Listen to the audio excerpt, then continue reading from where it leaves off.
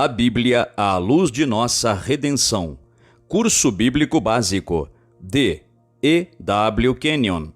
Lição número 28. O Senhorio de Cristo. Continuação. Continuamos o nosso estudo sobre o Senhorio de Cristo. Em nossa última lição, estudamos o fato de que Deus havia feito de Jesus Senhor. Em Atos, capítulo 2, versículo 36, lemos, abre aspas, esteja absolutamente certa, pois, toda a casa de Israel, de que a este Jesus, que vós crucificastes, Deus o fez Senhor e Cristo. Fecha aspas. Cristo morreu como o Cordeiro de Deus, e ele foi crucificado em fraqueza. Segunda aos Coríntios, capítulo 13, versículo 4, diz, abre aspas, porque, de fato, foi crucificado em fraqueza, contudo, vive pelo poder de Deus. Fecha aspas. Contudo, quando Cristo ressuscitou, ressuscitou como Senhor. Em sua morte, Cristo foi como um cordeiro que é levado ao matadouro. Pela opressão e juízo, ele foi tomado. Veja Isaías capítulo 53, versículo 8. Contudo, Cristo ressuscitou dentre os mortos como um poderoso vencedor. Ele derrotou Satanás, o qual possuía o senhorio sobre o homem. Ele venceu Satanás diante de suas próprias legiões, seus próprios servos, na tenebrosa região dos condenados. E ali, naquele lugar terrível, Cristo se levantou como vencedor absoluto e mestre. Cristo permanece diante dos três mundos hoje, no céu, terra e inferno, como o incontestável vencedor sobre o antigo destruidor do homem. Veja Hebreus capítulo 2, versículo 14. Não é de admirar que, recém-saído de tais vitórias, Cristo tenha dito aos discípulos, abre aspas, toda a autoridade me foi dada no céu e na terra, fecha aspas. Veja Mateus capítulo 28, versículo 18. Cristo ressuscitou como Senhor, e hoje não há autoridade no céu, terra ou inferno que não obedeça à autoridade de seu nome. Veja Filipenses capítulo 2, versículos 9 e 10. A necessidade do senhorio de Cristo. A necessidade pessoal que o homem tem do senhorio de Cristo é hoje uma verdade praticamente perdida. Por via de regra, ao homem não salvo é ensinado somente sobre sua necessidade do perdão dos pecados. Na realidade, o homem não salvo necessita de um novo Senhor, ou seja, um novo mestre. O homem natural vive em escravidão ao pecado e rebelião contra Deus porque Satanás é o senhor de sua vida. O crime de Adão foi o de se entregar ao senhorio de Satanás. Satanás é o senhor no império da morte espiritual. Hebreus capítulo 2, versículo 14 diz, abre aspas, aquele que tinha a autoridade da morte, a saber, o diabo, fecha aspas. A raça humana foi identificada com Adão em seu crime de alta traição. Veja Romanos capítulo 5, versículo 12. E como resultado dessa identificação, a raça humana ficou sujeita ao senhorio pessoal de Satanás sobre suas vidas. O homem vive no reino da morte espiritual porque Satanás é o senhor de sua vida. Cada necessidade espiritual, mental, física e material do homem se centraliza no senhorio de Satanás sobre sua vida. Todo sofrimento humano é o resultado do senhorio de Satanás sobre a humanidade. O sofrimento humano pode ser causado pela crueldade e egoísmo de outros, por nossos próprios pecados, pelas doenças, pelas circunstâncias, porém, tudo isso está ligado ao reinado de Satanás. Por isso, a dificuldade do homem se concentra na necessidade de um novo Senhor. Satanás é um mestre cruel. Ele é aquele que destrói tanto a alma como o corpo no inferno. Veja Mateus capítulo 10, versículo 28. O homem necessita de um Senhor de amor, de um mestre de amor. O propósito da lição anterior foi mostrar que, com base legal, o Filho de Deus destronou Satanás de sua posição como Senhor sobre o homem e Deus deste mundo. Hebreus capítulo 2, versículos 14 e 15, diz, abre aspas, para que, pela morte, reduzisse a nada aquele que tinha a autoridade da morte, a saber, o diabo, e pudesse livrar todos que, pelo medo da morte, estavam sujeitos à escravidão por toda a vida. Fecha aspas. Outra tradução do grego é que Cristo, abre aspas, paralisou aquele que tinha o domínio da morte. Fecha aspas. A Escritura é clara sobre o fato de que este cruel senhor do homem foi reduzido a nada. Cada homem e mulher não salvos, vivendo na escravidão da morte espiritual, tem o direito legal ao senhorio de amor de Cristo sobre sua vida. O senhorio de Cristo significa uma nova natureza, uma nova família, um novo pai. Cristo morreu e ressuscitou para que pudesse suprir a necessidade do homem por um novo Senhor. Romanos capítulo 14, versículo 9 diz, abre aspas, foi precisamente para esse fim que Cristo morreu e ressurgiu, para ser Senhor tanto de mortos como de vivos. Fecha aspas. Que mensagem de alegria, que notícias jubilosas temos para levar ao mundo não salvo a mensagem deste novo Senhor do homem. Romanos capítulo 10, versículo 12 diz, abre aspas, uma vez que o mesmo é o Senhor de todos, rico para com todos os que o invocam. Fecha aspas. Cada necessidade do homem pode ser suprida de acordo com as riquezas em glória de Deus em Cristo Jesus. A Escritura em Romanos capítulo 10, versículo 13, continua, abre aspas, porque todo aquele que invocar o nome do Senhor será salvo, fecha aspas. Por um homem invocar este novo Senhor, o poder e autoridade de Satanás, o antigo Senhor, será quebrado sobre sua vida. Mas o versículo 14 de Romanos capítulo 10 diz, abre aspas, como, porém, invocarão aquele em quem não creram? E como crerão naquele de quem nada ouviram? E como ouvirão se não há quem pregue? Fecha aspas. Sejamos fiéis em tornar conhecido o senhorio de Cristo. Confessar o senhorio de Jesus é o caminho para a salvação. Visto que a necessidade do homem pode ser suprida somente pelo senhorio de Cristo sobre sua vida, a confissão deste senhorio é o caminho para a salvação. A redenção é totalmente de graça, é obra de Deus, não do homem.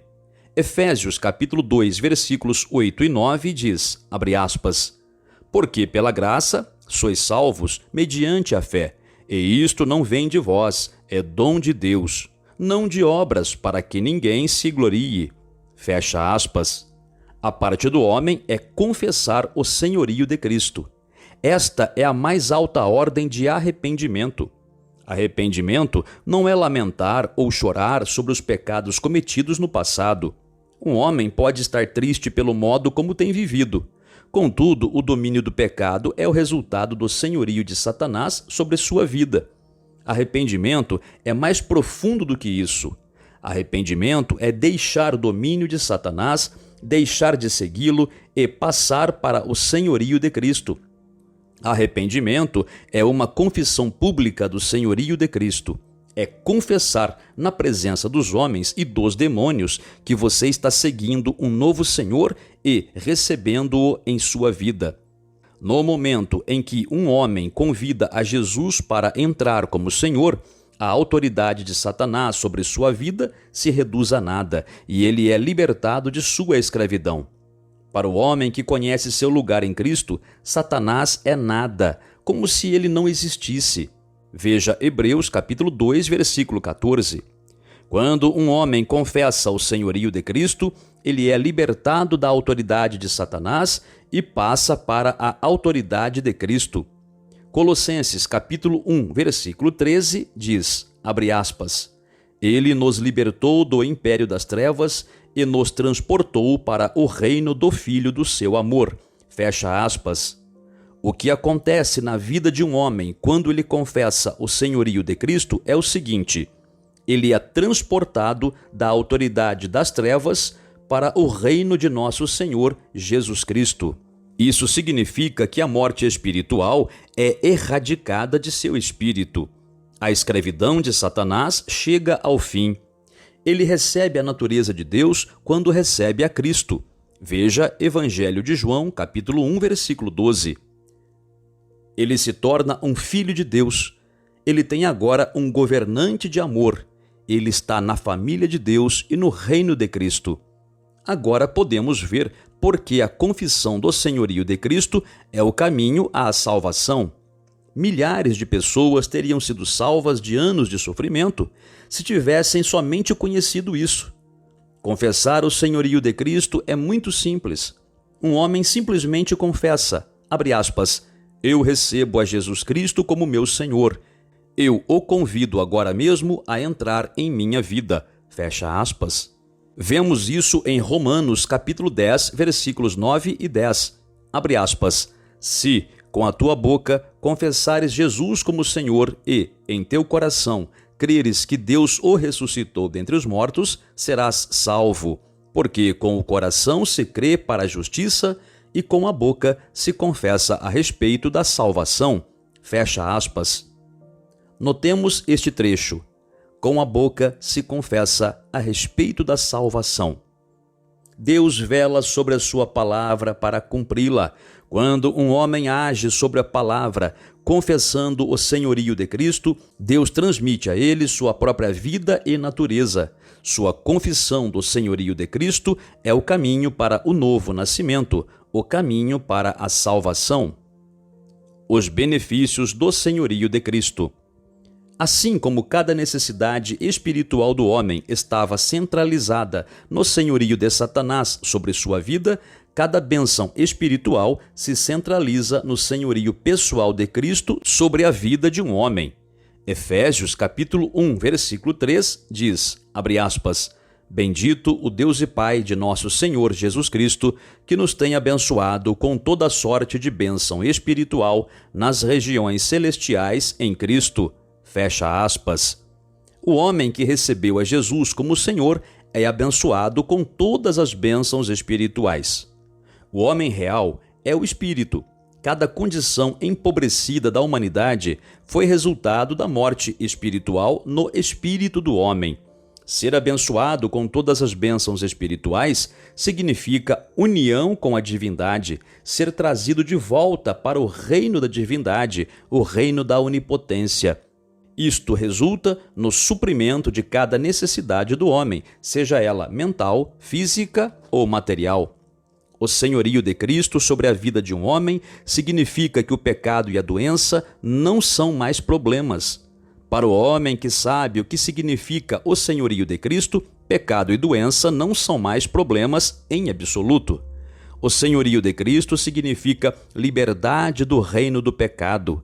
Esta revelação que temos de Deus nos dá um entendimento muito claro do problema do pecado, sua origem, seu reinado sobre o homem e sua destruição.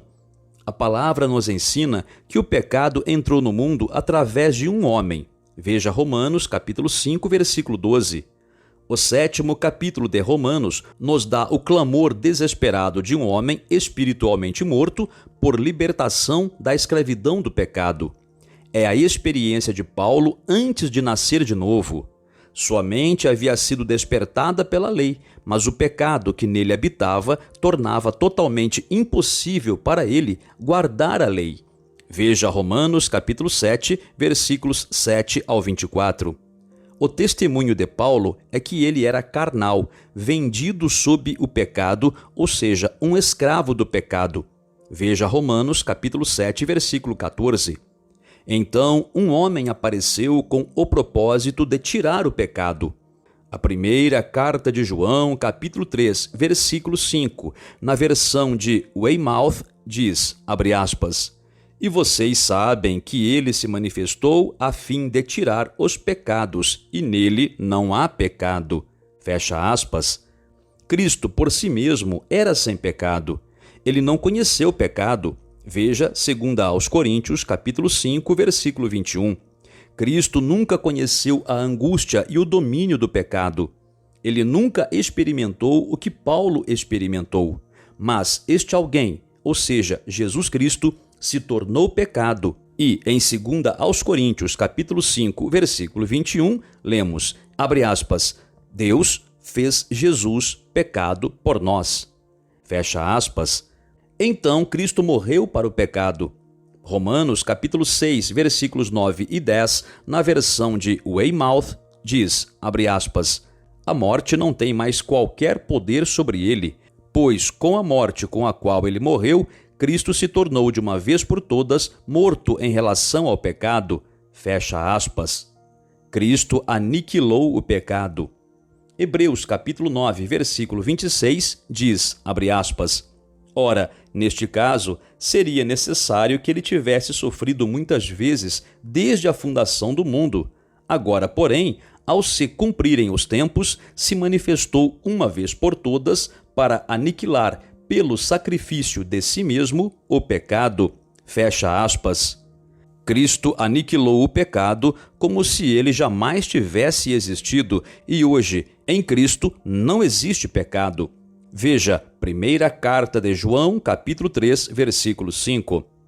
A Escritura continua no 6º versículo da primeira carta de João, capítulo 3, abre aspas, todo aquele que permanece nele não vive pecando, fecha aspas. O senhorio de Cristo significa completa unidade com Ele. Significa uma união tão íntima que a unidade da videira e dos ramos é usada pelo Espírito Santo para ilustrá-la. Para Cristo, o pecado não tem poder. Cristo é nosso Senhor.